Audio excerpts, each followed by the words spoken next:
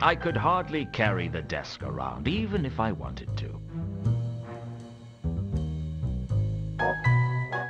I'd purchased the imp-powered coffee bean machine from Cut-Me-Own-Throat Dibbler, the man whose name was the byword for quality. With CMOT Dibbler, you could say bye to quality. I'll say this for the ICBM, it made coffee strong enough to blow your head off. On the downside, the imp tended to use most of the beans to fuel its own addiction. Some days the poor thing was so jittery the coffee machine would vibrate off the shelf. Nothing like a cup of imp-made coffee to make me jittery and paranoid.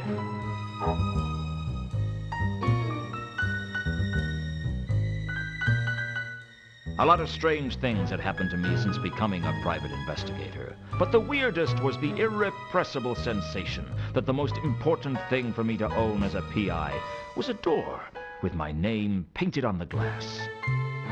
Some mysteries are best left unsolved, I guess.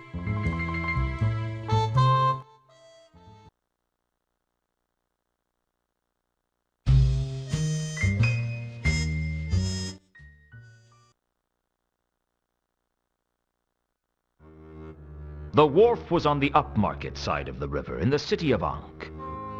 The Moorpork docks on the other side of the river were not a place wise travelers disembarked at. But then again, wise travelers tried to avoid Ankh-Morpork altogether. But if you traveled a lot, it was to miss, like malaria.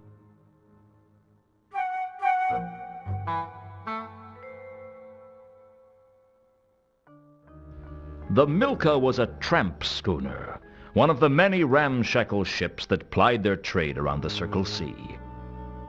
From the looks of it, it should have sunk years ago. Even the rats thought twice before boarding it.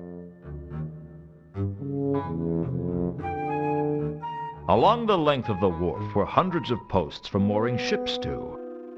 It seemed like a lot of bollards to me.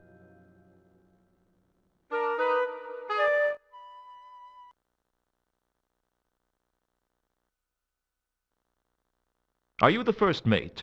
Arr! Shiver me timbers! Hoist the main brace! Let's start again. Are you the first mate? Hoy! That I be! You're not going to get any money off me, so you can drop the fake accent. Sorry.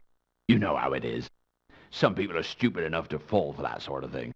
What can I do for you? When do you sail? As soon as we've got her loaded.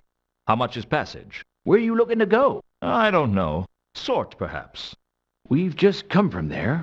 It'll be a long time before we get back there again. Did you bring any passengers? Sure. We always try to take a couple of passengers. They pay their way, and if there's a big storm, they are very useful as to sacrifice to the angry sea gods. Of course, we tell people they were washed over the side. Do you sacrifice passengers often? No. The captain doesn't like it. He says it's bad for business. I said that we were advertising ourselves as offering an exciting tour of the Circle Sea, but he pointed out that most people would expect the tour to be above the water. If I'd had my way, we'd have thrown some people off the last voyage. Bad omens? The whole crew had a bad feeling of dread from the moment we set off. Looking at the state of the ship, that doesn't come as a surprise.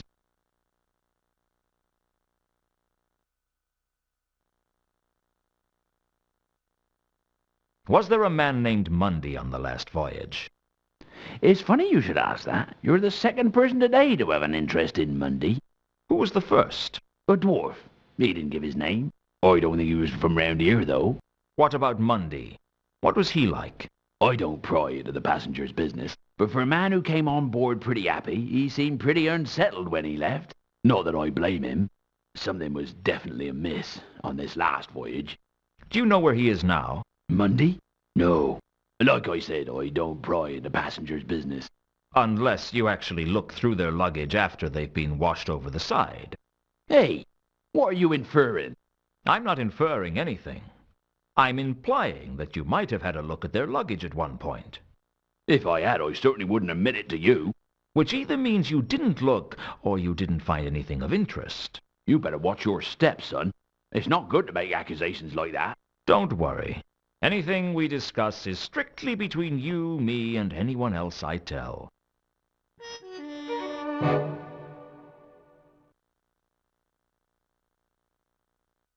Since that was who I'd learnt about that from in the first place, what do you know about a woman named Carlotta? Doesn't ring any bells, I'm afraid.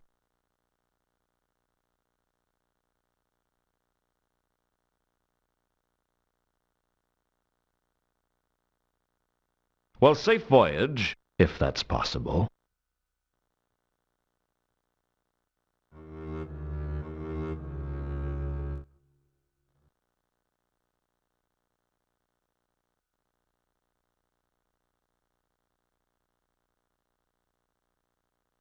Something told me I wasn't going to learn anything useful from the sailor.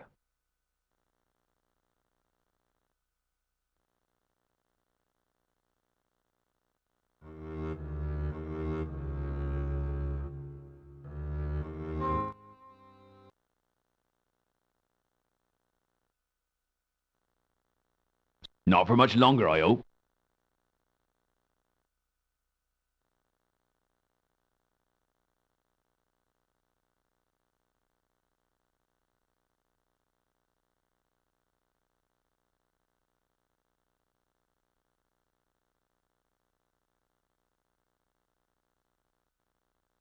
This is the Milka, isn't it?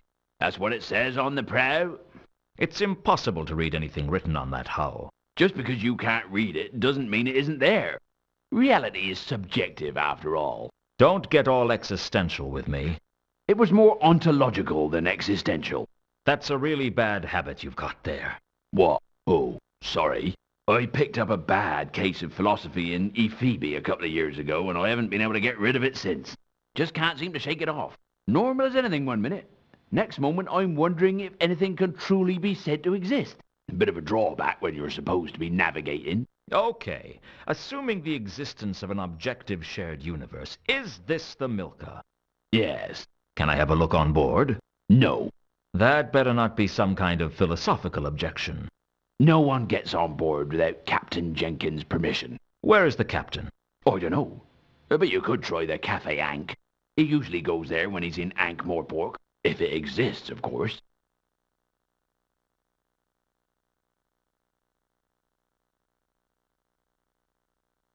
Well, safe voyage, if that's possible.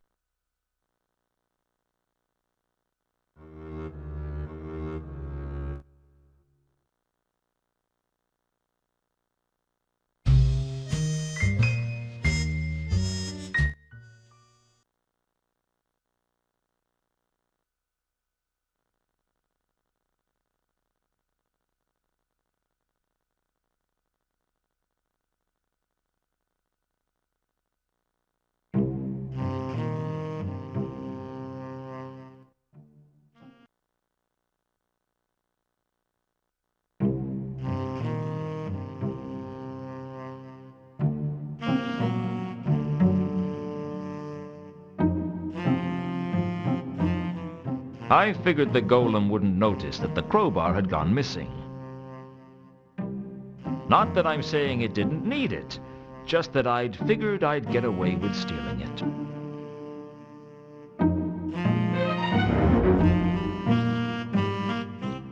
I decided not to try stealing the wine barrels.